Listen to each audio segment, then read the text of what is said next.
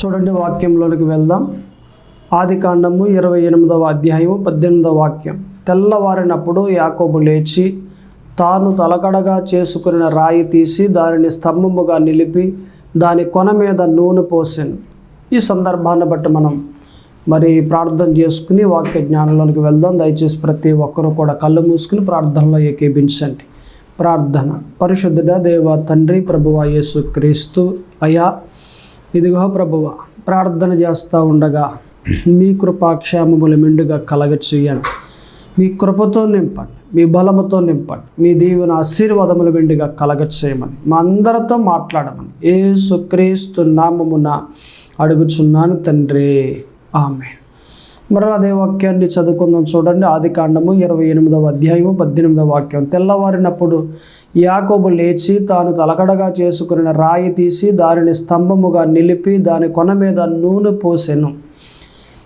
ఈ సందర్భం యాకోబు జీవితంలో జరిగింది. నిజానికి యాకోబుని తన తండ్రి తన తల్లి ఇద్దరు కూడా పద్దనరాము అనే గ్రామానికి పంపించేస్తూ ఉన్నారు.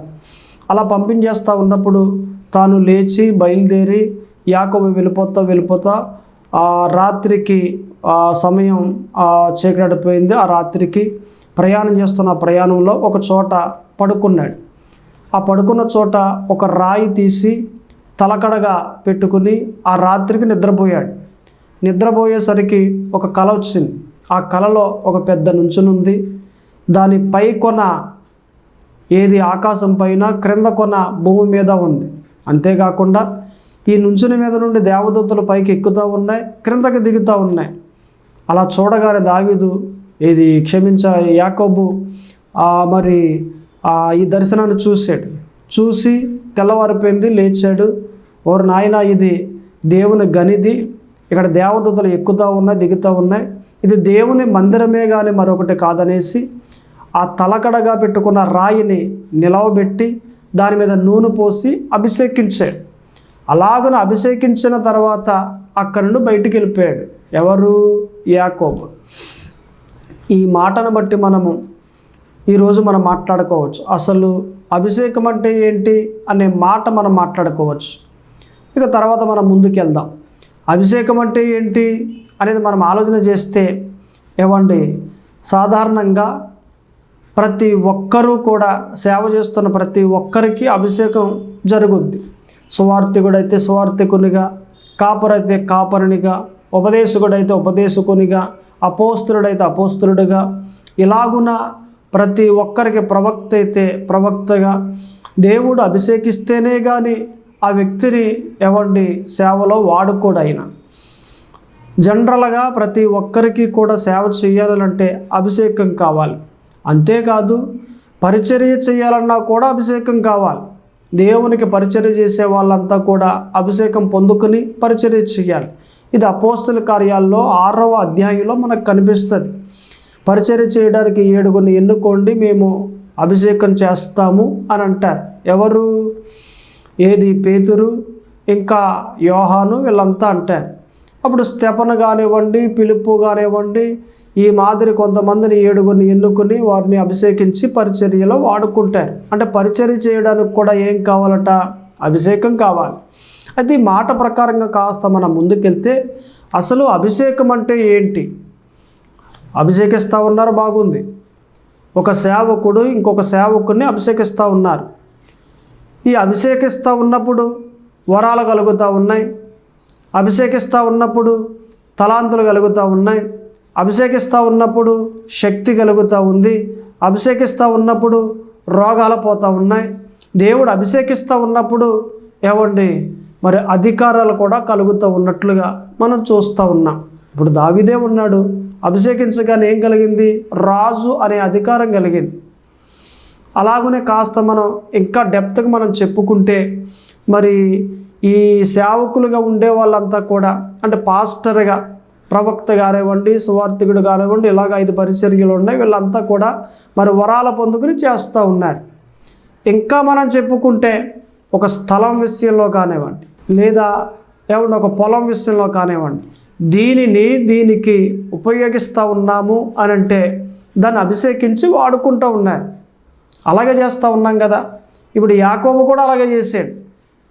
ఆ స్థలం ఎప్పుడైతే ఆ దర్శనం వచ్చిందో ఆ స్థలం ఇక దేవుని మందిరమే అని ఏం చేశాడు, తలకడగా ఉన్న ఆ రాయిని నిలవబెట్టి దాని మీద నూనె పోసి అభిషేకించి మందిరంగా ప్రత్యేకపరిచాడు. అంటే ఒక స్థలాన్ని మందిరంగా కాయపరిచాడు. ప్రతిష్టత చేయటం అనంటే ఇది ప్రత్యేకపరచడం అనంటే వేరు చేయటం. ఈ స్థలము ఇక మందిరానికి, ఈ స్థలము ఇక ఇంటికి, ఈ స్థలము ఇక హాస్టల్కి, ఈ స్థలము పలానా ఎంఆర్ఓ ఆఫీస్కి అని ఇలాగున ఈ స్థలము పలానాదానికి అని ఏమంటే కాయపరచడానికి లేదా ప్రత్యేకపరచడానికి అభిషేకాన్ని అక్కడ వాడుతూ ఉన్నట్లుగా మనం చూస్తూ ఉన్నాం. అందుకే మనము ఇల్లులు కట్టుకునేటప్పుడు ఏం చేస్తూ ఉన్నాం, పాస్టర్ గారిని తీసుకొచ్చి ఏమండి అక్కడ ప్రార్థన చేయించి మూలరాయి వేయిస్తూ ఉన్నాం, అంటే శంకుస్థాపన చేయిస్తూ ఉన్నాం. అప్పుడు పాస్టర్ గారు ఏం చేస్తూ ఉన్నారు, 7 ఇటుకలని లేదా 9 ఇటుకలని లేదా 3 ఇటుకలని తీసుకుని ఏమండి ఆ గోతిలో ఏమండి పెట్టి మరి ప్రార్థన చేసి అలాగనే దాని మీద నూనె పోసి అభిషేకించి ఈ స్థలాన్ని ఇంటిగా ప్రత్యేకపరుస్తున్నాం అని ఏమండి ప్రార్థించి ముగిస్తూ ఉన్నాడు. అంటే ఈ స్థలము ఇక దేనికట, ఇంటికి కేటాయించబడింది. ఈ వ్యక్తి సువార్తికుడు అని అభిషేకించి, ఈ వ్యక్తి ప్రవక్త అని అభిషేకించి, ఈ వ్యక్తి ఉపదేశకుడు అని అభిషేకించి ప్రార్థించి పంపిస్తూ ఉంటే ఇక ఈ వ్యక్తిని సువార్తికునిగా కేటాయించడం, ఈ వ్యక్తిని ప్రవక్తగా కేటాయించడం, ఈ వ్యక్తిని ఉపదేశకునిగా కేటాయించడం. అంటే ఈ అభిషేకం అనేది, యెహోవా అభిషేకం అనేది దేనికి మనం వాడుతున్నాం అనేది మనం చూడాలి. అభిషేకం అంటే ఏంటో మనకు తెలుస్తుంది. మీకు కాస్త ఒక ఉదాహరణ చెప్తాను, మీకు ఇంకా కాస్త మీకు బాగా అర్థం అవుద్ది. ఎందుకంటే ఇలా చెప్పుకుంటూ వెళ్తూ ఉంటే ఎప్పుడు ఈయన వాక్యాలే అని కొంతమందికి తెలియకపోవచ్చు. ఉదాహరణ చెప్తే బాగా అర్థమవుద్ది. యేసుక్రీస్తు వారు కూడా అంతగా ఉపమానాలు చెప్తూ ఉండేవారు కదా. ఇప్పుడు జనరల్గా తాపి మేస్త్రి ఉన్నాడు, ఆయన గోడ కట్టేటప్పుడు ఆయనకి ఏం అవసరం, ఇటుకలు అవసరం, ఇసుక అవసరం, నీళ్ళు అవసరం, సిమెంట్ అవసరం. ఇటుకు ఒక భాగం, సున్నం రెండవ భాగం, ఈ 2 ఉంటే గోడ అయిపోతుంది. ఇప్పుడు సిమెంటు అలాగునే నీళ్ళు ఇసుక కలిపితే సున్నం అవుద్ది. ఈ సున్నాన్ని తీసుకుని ఈ ఇటుక తీసుకుని గోడ ఈ తాపి మేస్త్రి కడతాడు. కట్టేటప్పుడు మొదటిగా ఏం వేస్తాడట, సున్నం వేస్తాడు, తర్వాత ఇటుకలు పెడతాడు, తర్వాత మరలా సున్నం వేస్తాడు, తర్వాత మరలా ఇటుకలు పెడతాడు, తర్వాత మరలా సున్నం వేస్తాడు, తర్వాత మరలా ఇటుకలు పెడతాడు. ఇలా గోడ కట్టుకుంటూ వస్తాడు పైకి. అదేంటి, ఇటుకలు గట్టిగానే ఉన్నాయి కదా, సున్నం ఎందుకు, ఇటుకలు పెట్టేస్తే సరిపోద్ది కదా అంటే కుదరదు. ఎందుకంటే అది గట్టిగా ఉండదు, తనిదే పడిపోద్ది. అంటే ఇక్కడ మనం ఆలోచన చేస్తే సున్నం ఏం పని చేస్తుంది, ఆ ఇటుకని ఈ ఇటుకని కలుపుతూ ఉంది. అంటే మొదటిగా ఉన్న ఆ ఇటుకలకు పై భాగంలో ఎప్పుడైతే సున్నం వేసామో తర్వాత మరలా వేస్తున్న ఆ ఇటుకలు ఆ సున్నానికి అతుక్కుంటున్నాయి. మరలా ఎప్పుడైతే ఏమండి ఇటుకలు పెడుతున్నామో అంటే మనము ఈ సున్నం చేత ఇటుకల్ని అంటిస్తూ ఉన్నాం, ఇటుకలకి అంటిస్తూ ఉన్నాం. ఆ ఇటుక్కి ఇటుక్కి అతుక్కుంటుంది. అంటే సున్నం చేసే పని ఏంటి, అతికించటం. లైన్ అంతా వేసేసారండి, 2 లైన్ వేసేసారు, దాదాపుగా మనిషి అంత ఎత్తు లేచిపోయింది. ఓనర్ గారు వచ్చి ఇంకొక లైన్ వేయండి అన్నాడు. ఇప్పుడు ఎలాగ వేయాలి, ఇటుకలు పెడితే సరిపోద్దా, కుదరదు, సున్నం అవసరం. ఎందుకు అవసరం, సున్నం చేత ఈ ఇటుకలను ఆ గోడకు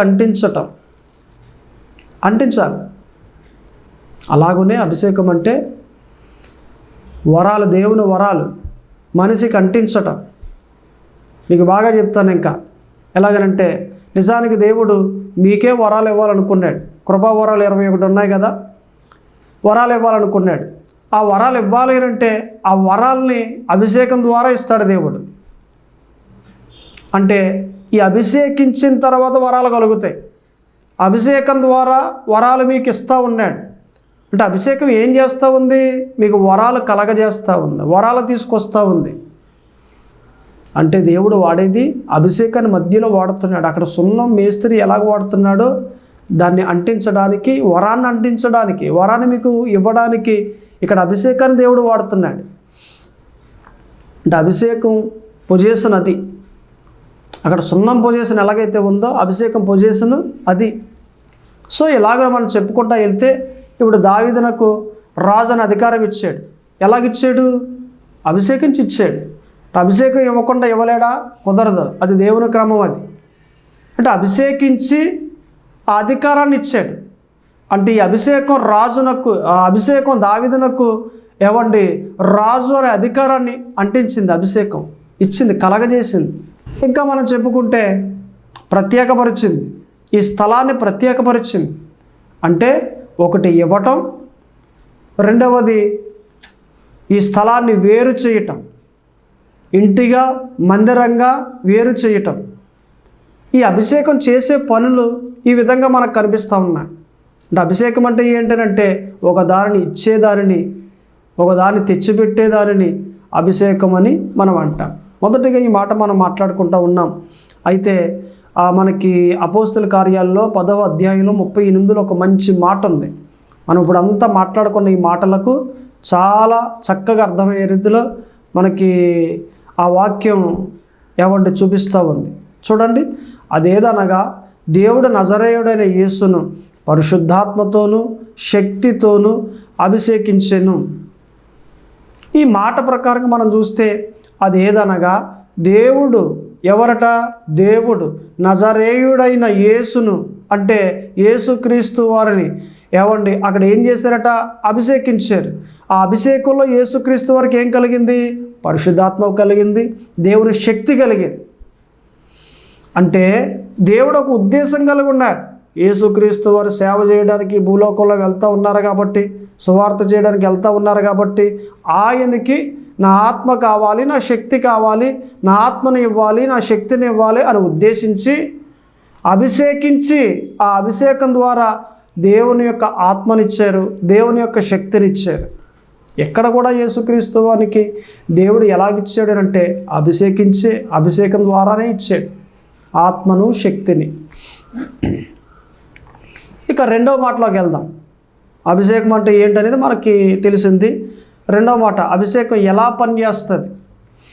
పనిచేస్తుంది అనే మాటకు వస్తే అపోస్తుల కార్యాలు 19:11 వాక్యంలో మనం చదివితే మనకి క్లియర్గా తెలుస్తుంది. మరియు దేవుడు పౌలు చేత విశేషమైన అద్భుతములను చేయించెను.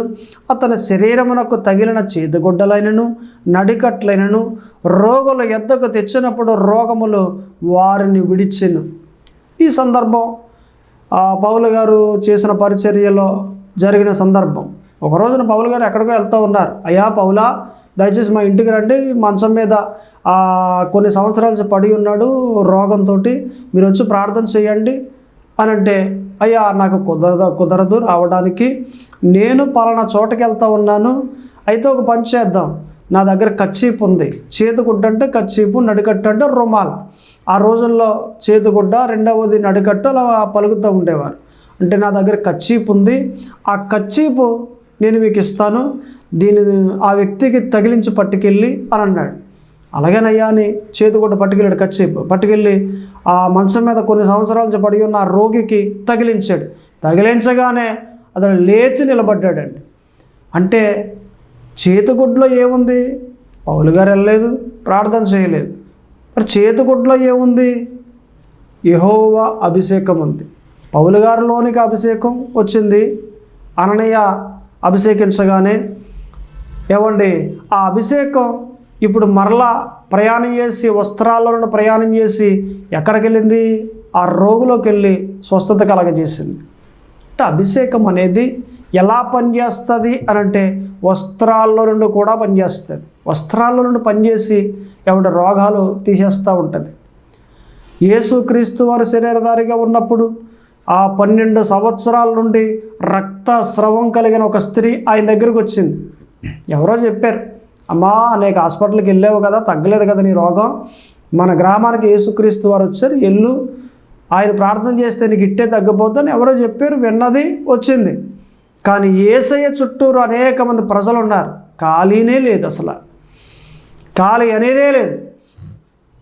ఆ టైంలో ఆమె అనుకుంది, ఇక్కడ ప్రార్థన చేయడం కుదరదు, కానీ అసలు నేను వెనకాల వెళ్ళి యేసయ్య అంగీని ముట్టుకుంటే చాలు, ఆయన చొక్కాయిని ముట్టుకుంటే చాలు, నాలో ఉన్న రోగం పోద్ది అని విశ్వసించి జాగ్రత్తగా ఒక్కొక్క మనిషిని గెంటుకుంటూ తోసుకుంటూ ఏమంటే యేసయ్య దగ్గరికి వెనకమాల వెళ్ళి ఆయన అంగీని అలా ముట్టుకుంది. వెంటనే యేసయ్యలో ఉన్న అభిషేకం అంగీలోకి వచ్చింది, అంగీలో నుండి ఈమెలోకి వచ్చింది, ఈమెలో ఉన్న రోగం అక్కడికక్కడే తగ్గిపోయింది. అంటే అభిషేకం ఎలా పనిచేసింది? వస్త్రాల్లో నుండి పనిచేసింది. అభిషేకం ఎలా పనిచేస్తుంది అని అంటే వస్త్రాల్లో నుండి పనిచేస్తుంది. ఇలా మనం చెప్పుకుంటూ వెళ్తే ఇంకా పేతురు విషయంలో కూడా మనం చూస్తాం. అసలు నీడ పడితేనే ఏమండి రోగాలు పోతూ ఉండే. పేతురు వెళ్తూ ఉండి దారి గుండా వెళ్తాడా అనేసి గబగబా మంచాల మీద ఉన్నవారు తీసుకొచ్చేసి రోడ్డు పక్కన పడుకోబెడతా ఉండేవారు, మంచాలతోటే పరుపులతోటే. పేతురు అలాగ నడుచుకుంటూ వెళ్ళిపోయేవాడు, ప్రార్థన చేసేవాడు కాదు, ఆ దారిలో నడుచుకుంటూ వెళ్ళిపోతూ ఉండేవాడు. ఆ టైంలో పేతురు యొక్క నీడ ఆ రోగుల మీద పడగానే రోగులు లేచి నిలబడుతూ ఉండేవారు. నీడ ద్వారా కూడా అభిషేకము పనిచేస్తూ ఉంది. ఇలా మనం చెప్పుకుంటూ వెళ్తే ఏమండి అభిషేకం ఎలా పనిచేస్తుంది అని అంటే వస్త్రాల ద్వారా, నీడ ద్వారా కూడా పనిచేస్తుంది. ఏమండి ఆ నీడ ద్వారా పనిచేసే ఆ వాక్యం ఎక్కడ ఉంది అంటే అపోస్తల కార్యాల్లో 5:15 మనకు కనిపిస్తుంది, చదువుకోండి. ఇక మనం 3వ మాటలోకి వెళ్దాం. అభిషేకం ఎన్నాళ్ళు ఉంటుంది? ఈ వాక్యం కూడా చాలా బాగుంటుంది. ఈ మాట దయచేసి ప్రతి ఒక్కరు చూడండి. 2వ రాజుల గ్రంథము 13:20-21. ఇక్కడ ఒక సందర్భం ఏమండి జరిగింది. ఏంటనంటే ఎలీసా చనిపోయాడు. చనిపోయిన తర్వాత సమాధిలో పెట్టేసిన తర్వాత సంవత్సరానికి అదే ప్రాంతంలో ఒక యుద్ధం జరుగుతూ ఉంది. ఇజ్రాయేలీయులకు ఏమండి ఇంకో దేశానికి యుద్ధం జరుగుతూ ఉంది. ఇలా జరుగుతూ ఉండగా సరిగ్గా ఒక ముఖ్యమైన వాడు ఇజ్రాయేలీయుల్లో ఒకడు చచ్చిపోయాడు. ఇజ్రాయేలీయుల సైన్యంలో ఒకడు చచ్చిపోయాడు, ముఖ్యమైన వాడు. అలా అనుకున్నారు, అరే అందరిలా పడేస్తే బాగోదు ఈ బాడీ, ఆయన చాలా ముఖ్యమైన వాడు కదా, ఓ పని చేద్దాం సమాధిలో పెడదాం అనేసి ఏది ఎలీసా సమాధి దగ్గరికి తీసుకొచ్చారు. దగ్గరగా ఉంది అక్కడికి తీసుకొచ్చారు. దాదాపు 4-5 మోసుకుంటా తీసుకొచ్చి ఆ సమాధి లోపలికి మోసుకుంటా వెళ్ళి బాడీని ఏమండి పక్కనే ఏది ఎలీసా ఎముకలు అలాగుంటే సంవత్సరానికి ఏముంటాయి, ఎముకలే ఉంటాయి కదా, ఆ ఎముకలు పక్కంట పడుకోబెట్టారు. పక్కంట పడుకోబెడతా ఉన్నప్పుడు ఈ బాడీ వెళ్ళి ఆ ఎముకలకి తగులుకోగానే ఎముకల్లో ఉన్న అభిషేకం ఈ శవంలోనికి ఈ బాడీలోకి వచ్చింది. ఎమ్మటనే ఈ బాడీ మనిషి బ్రతికి జీవం వచ్చి లేచి నిలబడ్డాడు ఆ సమాధిలో. అంటే ఈ మాట ప్రకారంగా అభిషేకం ఎన్నాళ్ళు ఉంటుంది? అభిషేకం ఎన్నాళ్ళు ఉంటుంది? చచ్చేదాకా ఉంటుంది. చచ్చిన తర్వాత ఎముకల్లో కూడా ఉంటుంది. అభిషేకం అనేది ఒక్క మారు మన మీదకి వచ్చిందా తిరిగి మరలా దేవుడు తీసుకోడు.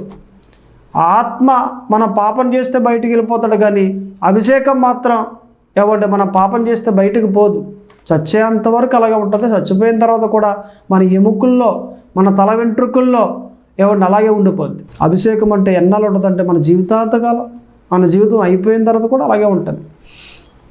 అందుకే దావీదు పాపం చేసినప్పుడు నా ఆత్మను మీ ఆత్మను దయచేసి తీసేయకండి అని ప్రార్థన చేశాడు. ఎందుకని? దావీదు బెత్షెబాతో ఎప్పుడైతే పాపం చేశాడో తనకు అర్థమైపోయింది, నాలో ఉన్న దేవుని ఆత్మను దేవుడు తీసేయబోతున్నాడు అని తాను అర్థం చేసుకుని మీ ఆత్మను తీసేయకండి ప్రభువా అని ప్రార్థించాడు. అంటే పాపం చేస్తే పరిశుద్ధాత్మ బయటికి వెళ్ళిపోతాడు, దేవుడు తీసేస్తాడు బయటికి అని. పరిశుద్ధాత్మ దేవుణ్ణి ఏమండి బయటికి వెళ్ళిపోకుండా మనం చూసుకోవాలంటే పాపం చేయకుండా ఉండాలి. పాపం చేస్తే అభిషేకం వెళ్ళదు మరలా. ఇప్పుడు సౌలే ఉన్నాడు, పాపం చేశాడు, దేవునికి వ్యతిరేకంగా బ్రతుకుతూ ఉన్నాడు. అసలు దేవుడు చెప్పిన మాట వినట్లేదు. మరి అభిషేకం పోయిందా?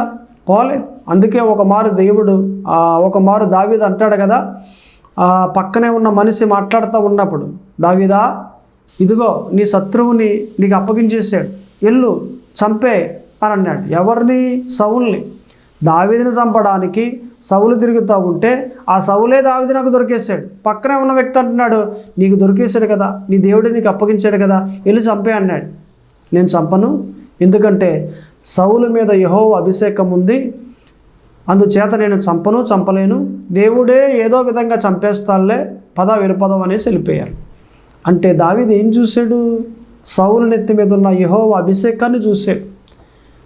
అంటే సౌలు పాపం చేస్తున్నా సౌలు మీద ఉన్న అభిషేకం ఎవరిని పోదు. ఒక్క మారు మన మీదకి అభిషేకం వచ్చిందా, మనం తప్పు చేసినా, మనం మంచిగా ఉన్నా, ఎలాగున్నా కూడా మనం చనిపోయేంత వరకు అభిషేకం అలాగే ఉంటుంది. చనిపోయినా కూడా మన ఎముకలు అలాగే ఉంటుంది. అభిషేకం ఎన్నాళ్ళు ఉంటుంది అంటే ఎన్నాళ్ళు ఉంటుంది? వచ్చేంత వరకు ఉంటుంది. చనిపోయినా కూడా అలాగే ఉంటుంది. మనం 3 మాటలు మాట్లాడుకున్నాం. ఒకటి, అభిషేకం అంటే ఏమిటి? రెండవది, అభిషేకం ఎలా పనిచేస్తుంది? మూడవది, అభిషేకం ఎన్నాళ్ళు ఉంటుంది? జీవితాంతకాలము ఉంటుంది. అందుకే దేవుని సేవ చేస్తూ ఉన్నప్పుడు చాలా జాగ్రత్తగా చేయాలి. దేవుని వెంబడిస్తూ ఉన్నప్పుడు మరింత జాగ్రత్తగా మనము వెంబడిస్తూ ఉండాలి. ఆయనతో నడిచే ప్రతి ఒక్కరూ కూడా, ఆయనతో బ్రతికే ప్రతి ఒక్కరూ కూడా చాలా జాగ్రత్తగా ఉండాలి. కారణం ఏంటంటే అపవాది పొంచి ఉంటాడు. దావీదు ఎక్కడి నుండి వచ్చాడు? అడవులో గొర్రెలు కాస్తున్నప్పుడు అక్కడి నుండి వచ్చాడు. పాపం చేయగానే మరలా ఎక్కడికి వెళ్ళిపోయాడు? అడవిలోకి వెళ్ళిపోయాడు. అంటే 0 దగ్గర నుండి హీరో అయ్యాడు, రాజు అయ్యాడు. రాజు అయిన తర్వాత తప్పు చేస్తే మరలా 0 అయ్యాడు. అందుకే పాపం చేయకూడదు. పాపం చేసేమా మరలా 0 అయిపోతాం. దేవుడు హీరోని చేశాడు, మంచిది. మరలా ఎందుకు 0 అవ్వటం పాపం చేసి? వద్దు మనకి. సో మనమంతా కూడా జాగ్రత్తగా ఉందాం, పాపం చేయకుండా ఉందాం, తప్పిదాలు చేయకుండా ఉందాం, దేవునికి విరోధమైన కార్యాలు చేయకుండా ఉందాం. ఇలాగున ఏమైనా ముందుకు సాగిపోదాం. ఖచ్చితంగా దేవుడు దీవిస్తాడు, బలపరుస్తాడు, ఇంకా ఎదిగింపజేస్తాడు. ఆయన మనల్ని జ్ఞాపకం చేసుకుని అంతకంతకు వర్ధిల్లింపజేసి ఆయన దీవెన ఆశీర్వాదములు మనకు మెండుగా కలగజేస్తాడు. భక్తి చేసేటప్పుడు తొందరపాటు అనేది మనకు ఉండకూడదు. చాలామంది భక్తి ఏదో కంగారుగా చేసుకుంటూ వెళ్ళిపోయి, తొందరపాటుగా చేసుకుంటూ వెళ్ళిపోయి, సేవ కానివ్వండి, లేదా భక్తి కానివ్వండి, లేదా ఏదైనా ఉద్యోగం కానివ్వండి, లేకపోతే వ్యవసాయం కానివ్వండి, కొంతమంది కంగారుగా పనులు చేసుకుంటూ వెళ్ళిపోతారు. కంగారుగా ఉండకూడదు. మనం ఎలాగ ఉండాలి? తొందరపడకుండా, కంగారు పడకుండా, తాతీగా చేసుకుంటూ వెళ్తూ ఉండాలి. అప్పుడు మన జీవితం బాగుంటుంది. ఇప్పుడు ఒక ప్రాంతంలో ఒక చిన్న విమానం ఒక 5గురిని ఎక్కించుకుని ప్రయాణం చేస్తూ ఉంది. నిజానికి ఎవరెవరనంటే ఒక టీచర్, స్టూడెంట్, అలాగనే ఒక ఇంజనీర్, రాజకీయ నాయకుడు, డాక్టర్. మరలా చెప్తూ ఉన్నాను, ఒక టీచర్, ఒక స్టూడెంట్ చిన్న విమానం మాట ఎక్కారు. అలాగనే ఇంజనీరు, అలాగనే డాక్టరు, రాజకీయ నాయకుడు, ఈ 5గురు విమానంలో ప్రయాణం చేస్తూ ఉన్నారు. చక్కగా మరి డ్రైవరు తోలుతూ ఉన్నాడు, బాగుంది. విమానం అంతా కూడా మంచి ఉన్నతమైన ఎత్తులో మరి ఎగురుతూ ఉన్నారు, బాగుంది. అయితే సరిగ్గా అలా ప్రయాణం చేస్తూ ఉండగా డ్రైవర్కి ఒకటి అర్థమైంది, ఇక ఒక పావు గంటలో ఈ విమానం కూలిపోద్ది, కంప్లైంట్ వచ్చేసింది, చనిపోతావురా అన్న ఆలోచన ఆయనకి తెలిసిపోయింది. ఆ మాట తెలియగానే వెంటనే వెనక్కి చూసి అంటాడు కదా ఆయన, ఇదిగో ఒక పావు గంటలో ఇది కూలిపోతుంది, మీకు వెనక భాగంలో ఒక 4 పారాషూట్స్ ఉన్నాయి, దయచేసి మీరు వాటిని తొడుక్కుని కిందకు దూకేయండి, ఒకరే చనిపోతారు, మీరు 5గురు ఉన్నారు కదా, ఈ వెనక భాగంలో 4 ఉన్నాయి, ఆ 4 ఎవరు తొడుక్కుని దూకేయండి కిందకి, మీ ప్రాణాలకి ఏమీ హాని జరగదు, నేను కూడా దూకేస్తున్నాను అనేసి తన దగ్గర ఉన్న పారాషూట్ వేసుకుని కిందకి దూకేసాడు. తర్వాత వెంటనే రాజకీయ నాయకుడు ఏమండి దూకేసాడు, తర్వాత డాక్టర్ గారు దూకేసాడు, తర్వాత ఇంజనీరు దూకేసాడు పారాషూట్ చేసుకుని. ఇలాగున ఒక్కొక్కరు డాక్టర్ గారు కానివ్వండి, ఇంజనీర్ కానివ్వండి, రాజకీయ నాయకుడు కానివ్వండి దూకేసిన తర్వాత ఇంకెన్ని ఉంటాయి?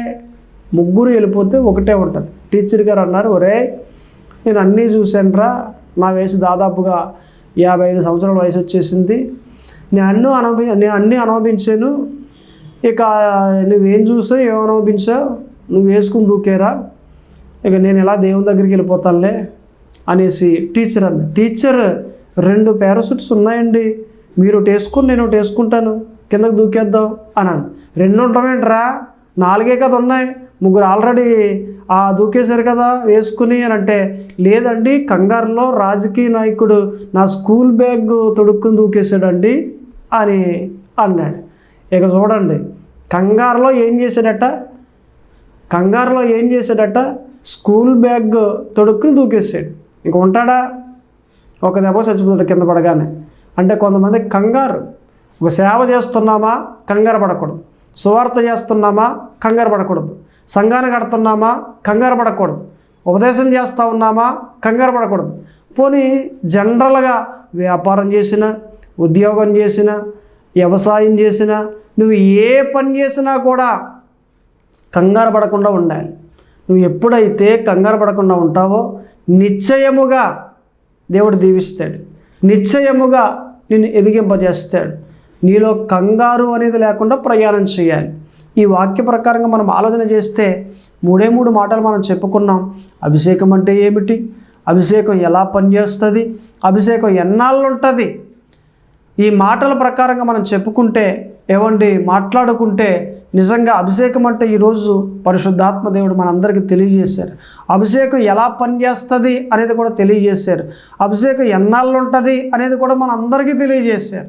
సో మనమంతా కూడా తెలుసుకున్న వారే దీని ప్రకారం నడుచుకోవాలని, ఇంకా బైబిల్ చదువుతూ దేవుడిచ్చే జ్ఞానమును పొందుకోవాలని పరిశుద్ధాత్మ దేవుడు కోరుతూ ఉన్నాడు. ప్రార్థన చేసుకుందాం. ప్రతి ఒక్కరూ కూడా కళ్ళు మూసుకుని ప్రార్థనలో ఏకీభించండి. ప్రార్థన. పరిశుద్ధుడా దేవ తండ్రి, ప్రభువా యేసు క్రీస్తు, అయా ఇదిగో ప్రభువా, ప్రార్థన చేస్తూ ఉండగా మీ కృపా క్షేమములు మెండుగా కలగచేయండి. మీ కృపతో నింపండి, మీ బలముతో నింపండి. మా అందరితో మాట్లాడిన మాటలను బట్టి వందనాలు, స్తోత్రములు. మీకే మహిమ కలుగునుగాక. అయ్యా దేవా యేసు క్రీస్తు, నేనైతే ప్రార్థన చేస్తూ ఉన్నాను, ఈ వాక్యాన్ని ఎందరైతే వింటూ ఉన్నారో వారందరినీ దీవించండి, వారందరినీ బలపరచండి. ఈ కొద్ది ప్రార్థన ఆలకింపచేయమని యేసు క్రీస్తు నామమున అడుగుచున్నాను తండ్రి.